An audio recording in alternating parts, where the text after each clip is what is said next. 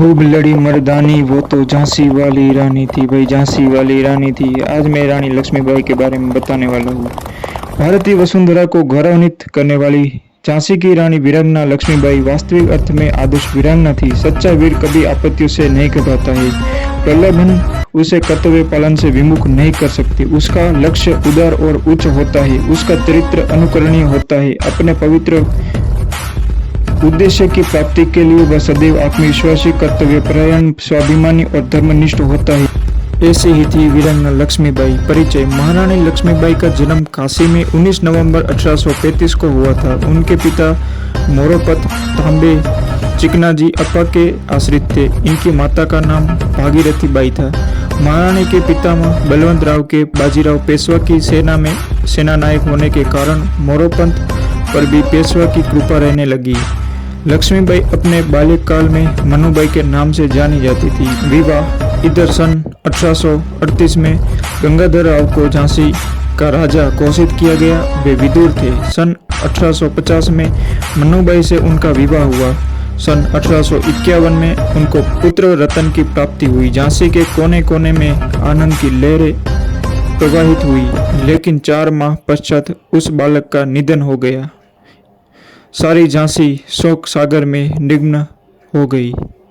राजा गंगाधर राव को तो इतना गहरा धक्का पहुंचा कि वे फिर स्वस्थ न हो सके और 21 नवंबर 1853 को चल बसे। यद्यपि महाराजा का निधन महारानी के लिए असहनीय था, लेकिन फिर भी वे घबराई नहीं।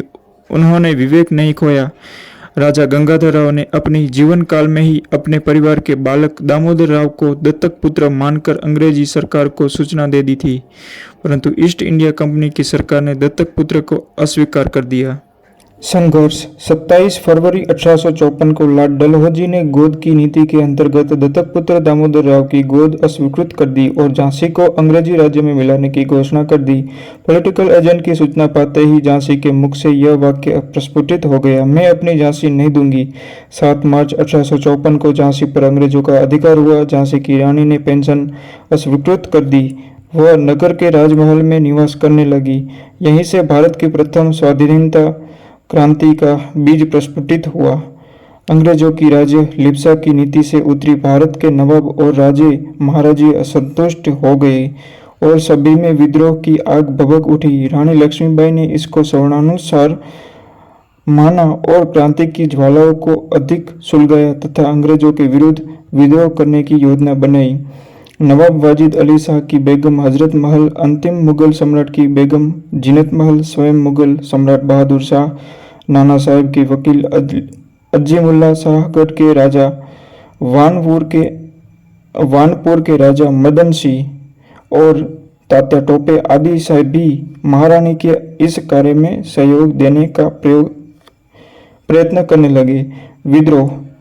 भारत की जनता में विद्रोह की ज्वाला भभक गई। समस्त देश के संगठित और सुदृढ़ रूप से क्रांति को कार्यान्वित करने की तिथि 31 मई 1857 निश्चित की गई, लेकिन इससे पूर्व ही क्रांति की ज्वाला प्रज्वलित हो गई और 7 मई 1857 को मेरठ में तथा 7 जून 1857 को कानपुर में भीषण विप्लव हो गए। कानपुर तो 28 जून 1857 को पूर्ण स्वतंत्र हो गया। अंग्रेजों के कमांडर सर ह्यू रोज ने अपनी सेना को सुसंगठित कर विद्रोह दबाने का प्रयत्न किया। उन्होंने सागर, गढ़कोटा, शाहगढ़, मदनपुर, मडखेड़ा, वानपुर और ताल बेहद पर अधिकार किया और नृशंसतापूर्ण अत्याचार किए, हीन प्रकार से अत्याचार किए।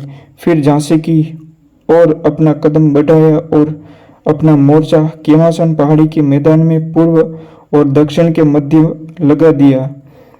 लक्ष्मीबाई पहले से ही सतर्क थी और वानपुर के राजा मर्दन सिंह से भी इस युद्ध की सूचना तथा उनके आगमन की सूचना प्राप्त हो चुकी थी। 23 मार्च 1858 को झांसी का ऐतिहासिक युद्ध आरंभ हुआ। कुशल तोपची गुलाम गोश खां ने झांसी की रानी के आदेश अनुसार तोपों के लक्ष्य साधकर ऐसे गोले फेंके कि पहली बार में ही अंग्रेजी सेना के छक्के छूट गए। रानी लक्ष्मीबाई ने 7 दिन वीरतापूर्वक झांसी की सुरक्षा की और अपनी छोटी सी सशस्त्र सेना से अंग्रेजों का बड़ी बहादुरी से मुकाबला किया। रानी ने खुले रूप से शत्रु का सामना किया और युद्ध में अपनी वीरता का परिचय दिया।